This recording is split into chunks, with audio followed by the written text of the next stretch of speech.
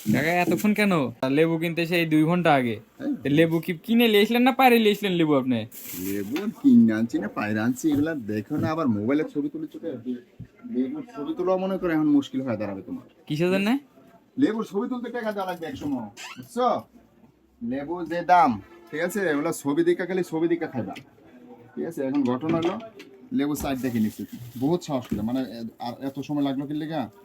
লাগার কারণ হলো আমি তো বাজার মনে করো 5টা পাক খাইছি, 5টা পাক খাইছি বাজারে। এক মানুষ থেকে মনে হয় যে মানুষের বাজার ভাঙিয়ে পড়ে আছে।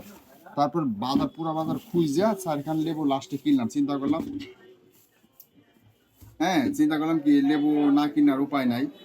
এখন 4 সপ্তাহে তো মনে করো রমজান শেষ, 4টা সপ্তাহ, প্রতি সপ্তাহে একটা লেবু, প্রতি সপ্তাহে একটা লেবু, প্রতি সপ্তাহে একটা লেবু, প্রতি সপ্তাহে একটা, এই লেবু চাই দোকানে বাজার দিয়ে পড়ছি, কিন্তু লেবু লিয়েছি, বাজার দিয়েছি একজনের কাছে বাসায় পৌঁছা দিতে, লেবু লিয়েছি, কারণ লেবু একটা একটা করে বাসায় নিয়ে যাবো।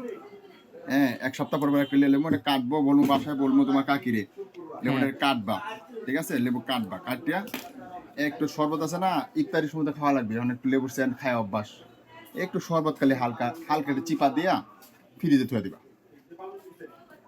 কারণ এখন এছাড়া উপায় নেই তো, কারণ এই লেবু 4 কান লেবুর দাম তোমার 70 টাকা, ছোট ছোট লেবু, ঠিক আছে?